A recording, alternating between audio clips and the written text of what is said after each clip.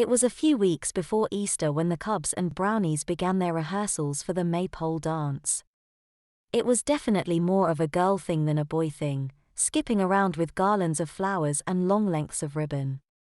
It was also the time of year when the Brownies would be getting giddy about who would be chosen as this year's May Queen.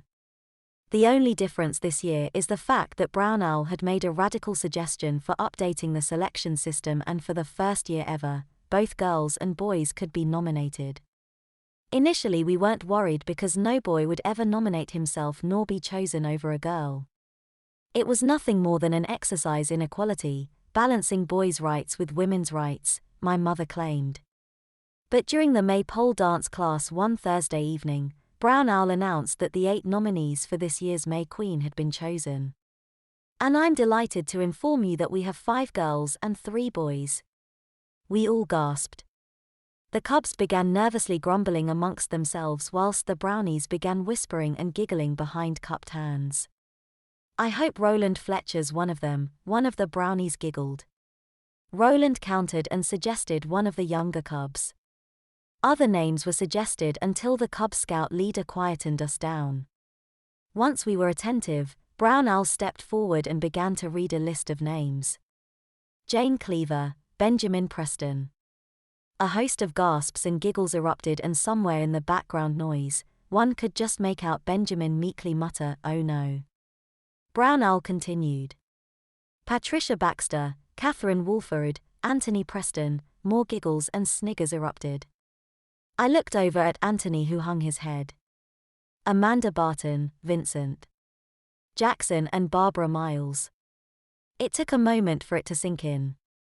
Initially I thought I'd misheard, but the sniggers and giggles and all the eyes glancing at me confirmed that I was on the list. "What?" I blurted. "How can I be on the list? I didn't even nominate myself." "Bet you did," one of the bigger Cubs claimed. "I bet you're as big a faggot as those 2 at home," he added, pointing towards Benjamin and his brother Andrew. The Cub Scout leader yelled at him to quieten down. Brown Owl informed me that I had been nominated and had gained enough votes. I took a deep breath and optimistically told myself that I'm just on the list. Only one of us can be chosen as May Queen, and chances are it'll be one of the other 7. Brown Owl called out our first names and asked us to join her before telling all the other boys and girls to continue practicing the Maypole dance. "Congratulations," Brown Owl said. "And can I just say how nice it is to have some boys involved in this year's May Queen parade?"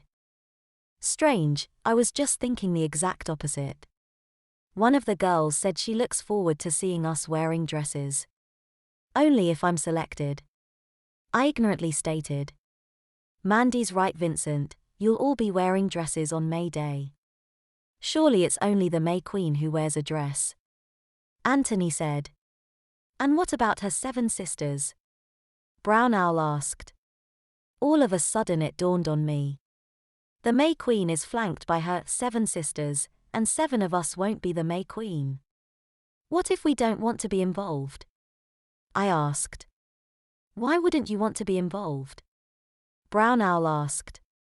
"It's a great honor to be part of the May Queen parade. Because I don't want to wear a dress, only girls wear dresses," I stated. Anthony and Benjamin grumbled their agreements.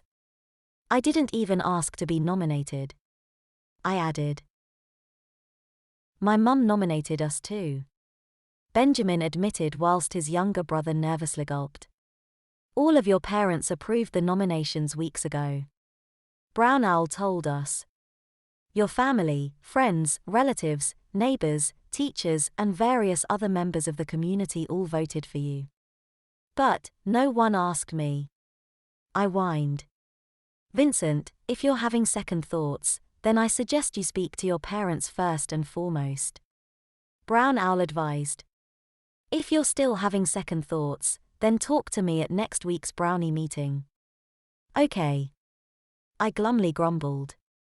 Since the 8 of us wouldn't be taking part in the Maypole dance, we were allowed to leave early. We exited en masse. One of the girls expressed her hope that it would be she who'd be chosen as May Queen. A few of the girls expressed their hope that it'd be one of us boys. Shut up, I grumbled. Other girls claimed it was wrong to have boys involved. These I wholeheartedly agreed with. We went our separate ways. Eventually I arrived home and my dad quizzed me as to why I was home early.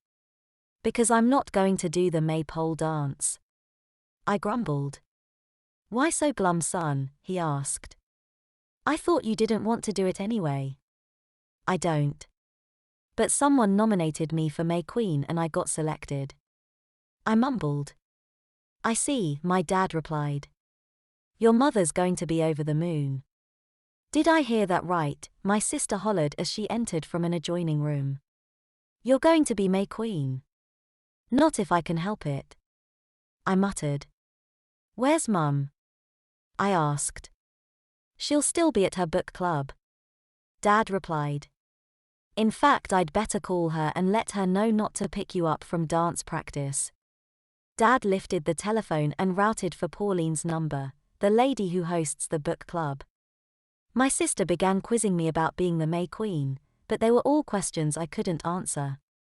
I went to my room and sulked.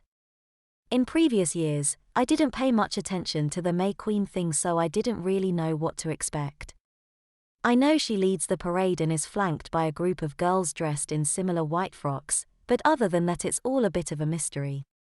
Mum arrived home an hour or so later. She called me down and got overexcited that I'd been chosen as May Queen. It took me a while to shut her up in order to explain that I haven't been chosen, but am merely one of the final 8 nominees. The May Queen could be any one of us, we don't know who yet. I finally managed to explain. This information took the wind out of Mum's sails, thankfully. Oh well, even if you don't become this year's May Queen, you'll be one of her 7 sisters, that's something, she optimistically told me. But I don't want to be one of them either, that stuff's for girls. Not anymore, it isn't, my mother smugly stated. I think it's great that boys can finally take part. I don't, especially if one of them is me. I mumbled.